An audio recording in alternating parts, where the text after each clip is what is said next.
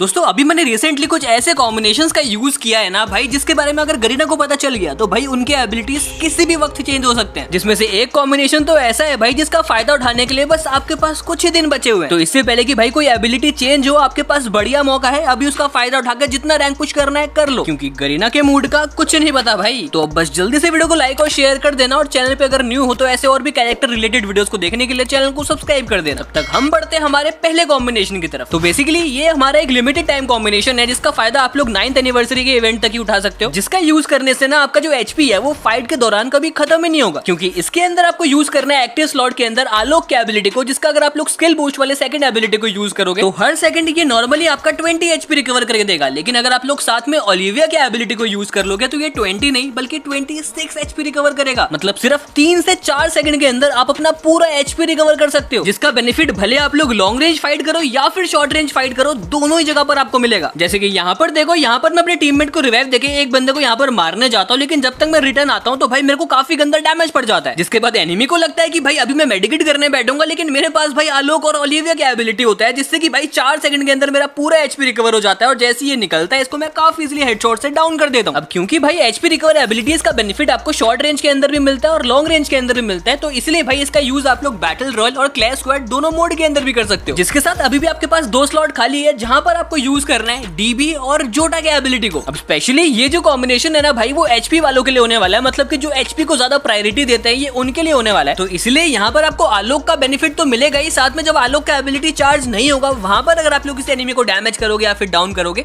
तो वहां पर जोटा भी आपको एचपी रिकवर करके देगा। और अभी तो भाई हमारे पास एनर्जाइजर, इनहेलर्स ये सब भी है, तो इनका भी अगर आप लोग यूज करोगे ओलिविया के साथ तो इससे भी आपको एक्स्ट्रा एचपी मिलेगा, मतलब कि फाइट के अंदर भाई आपको एचपी को लेकर कोई टेंशन नहीं होगी। और सिर्फ एचपी ही नहीं भाई, जब भी हम लोग फाइट करते हैं वहां पर एक दिक्कत हमारे पास सबसे ज्यादा होती है कि भाई हमारी गोलियां काफी रिकॉइल कर जाती है, तो उसके लिए यहाँ पर डीबी का भी एबिलिटी मिल जाता है, जिससे कि हमारा एक्यूरेसी काफी ज्यादा बढ़ जाता है, जिससे कि हमारे हेडशॉट लगने के चांसेस भी बढ़ जाते हैं। जैसे कि यहीं पर देख लो, यहाँ पर मैं सामने वाले बंदे के ऊपर रश मारने जाता हूँ, लेकिन भाई तब तक मेरे को डैमेज पड़ जाता है। बट यहाँ पर मेरे एचपी रिकवर एबिलिटीज की वजह से देखो, जब तक मैं एनिमी के पास शॉर्ट रेंज में पहुंचता हूँ तब तक मेरा पूरा एचपी रिकवर हो जाता है, जिसके बाद ये बंदा भी मेरे को डैमेज करता है, लेकिन यहाँ पर डीबी की वजह से इसको काफी प्यारा सा हेडशॉट लगता है, ये डाउन होता है, और उसके बाद देखो भाई मेरा एचपी फिर से रिकवर हो जाता है। यानी कि इस कॉम्बिनेशन का यूज करने के बाद भाई किसी भी बंदे को आपको मारने के लिए कम से कम नहीं तो 300 350 का डैमेज तो देना ही पड़ेगा। तो अगर आप लोग ऐसे टाइप के प्लेयर हो जिनको भाई शॉर्ट रेंज के अंदर रश भी करना है, लॉन्ग रेंज फाइट भी करना है, तो भाई ये वाला कॉम्बिनेशन आप लोग डेफिनेटली ट्राई कर सकते हो, स्पेशली अगर आप लोग एचपी को प्रायोरिटी देते हो तो। जिसके साथ पेट के अंदर आप लोग रॉकी को रख लेना, और ये भाई लिमिटेड टाइम कॉम्बिनेशन है तो अभी फायदा उठा लो, किसी भी मोड के अंदर यूज कर सकते हो, उसमें कोई दिक्कत नहीं आएगी। अब पहले कॉम्बिनेशन का यूज करके तो भाई आप लोग अपने एचपी को बार बार रिकवर कर सकते थे, लेकिन दूसरा कॉम्बिनेशन एक ऐसा कॉम्बिनेशन है जिसका यूज करके भाई आपका एचपी खत्म ही नहीं होगा, क्योंकि इस कॉम्बिनेशन के सबसे पहले स्लॉट के अंदर आपको यूज करना है कैंटा की एबिलिटी को, जो कि अकेले आपका 60% डैमेज रिडक्शन करेगा। मतलब एनिमी आपको 100 का डैमेज देगा तो आपको सिर्फ 40 का ही डैमेज पड़ेगा। और इसके साथ अगर आप लोग अगले स्लॉट के अंदर जे वीप्स और एंड्रयू की एबिलिटी को रख लोगे तो जे वीप्स आपका 8% डैमेज रिडक्शन करेगा और एंड्रयू आपके आर्मर के ड्यूरेबिलिटी को इंक्रीज करेगा, जिससे कि आपके ऊपर डैमेज कम पड़ेगा, जिससे कि कुल मिलाकर देखा जाए तो आपके ऊपर ऑलमोस्ट 80% के आसपास डैमेज कम पड़ेगा। यानी कि एनिमी आपको 100 का डैमेज देगा तो आपको 20 के आसपास का डैमेज पड़ेगा, जिससे कि जब भी आप लोग ऐसे शॉर्ट रेंज के अंदर घुसोगे तो वहां पर एनिमी का पूरा मैगजीन खाली हो जाएगा, लेकिन आपको वो मार नहीं पाएगा। और हाई डिफेंसिव कॉम्बिनेशन होने का भाई यही बेनिफिट होता है कि भले आप लोग एनिमी के ऊपर रश मारने जाओ या फिर एनिमी आपके ऊपर रश मारे या फिर आपको डैमेज करे, दोनों ही केसेस में भाई आप लोग अपने आप को काफी इजीली बचा सकते हो। जैसे कि यहीं पर देख लो, यहाँ पर भाई मेरे पास लेवल 1 का वेस्ट होता है, वो भी थोड़ा सा डैमेज होता है, जहां पर एनिमी मेरे को पहले डैमेज करता है, बट उसके बावजूद भी इसको मैं काफी इजीली डाउन कर देता हूँ। और ऐसे ही भले आप लोग जितने भी फाइट कर लो, भले एनिमी के पास कोई सा भी कैरेक्टर हो, कोई सा भी गन हो, भाई आपको वो फेस टू फेस फाइट के अंदर मार ही नहीं पाएगा, क्योंकि यहाँ पर अभी भी एक स्लॉट खाली है जहां पर आप लोग यूज कर सकते हो हयातो या फिर लुगेटा की एबिलिटी को, जहां पर हयातो से आप अपना अटैक भी थोड़ा सा मजबूत कर सकते हो, साथ में वो आपका डिफेंस भी बढ़ा देता है। और वहीं लुगेटा आपको 45 एक्स्ट्रा शील्ड पॉइंट प्रोवाइड करता है, मतलब कि 45 से 65 आपको एक्स्ट्रा एचपी मिल जाएगा, तो उसका भी आपको अलग बेनिफिट मिलता है। यानी कि आप खुद ही सोच सकते हो भाई, एक तो आपके ऊपर डैमेज इतना कम पड़ेगा, ऊपर से आपका हेल्थ भी ज्यादा होगा, तो भाई एनिमी आपको मारने से पहले आपके आगे हाथ ही जोड़ लेगा। तो अगर आपको बाकी लोगों से हटके एक ऐसा कॉम्बिनेशन यूज करना है जो कि भाई ज्यादा लोग यूज नहीं करते, लेकिन अगर आप लोग इसको यूज करोगे तो भाई एनिमी लिटरली सोचेगा कि भाई इसने यूज क्या किया था। बाकी पेट या फिर लोडआउट की बात करूं तो इसके अंदर भी आप लोग पेट के अंदर रॉकी को रख सकते हो, और लोडआउट के अंदर आप लोग जो ग्रीन वाला टीम बूस्टर है ना उसको यूज कर लेना।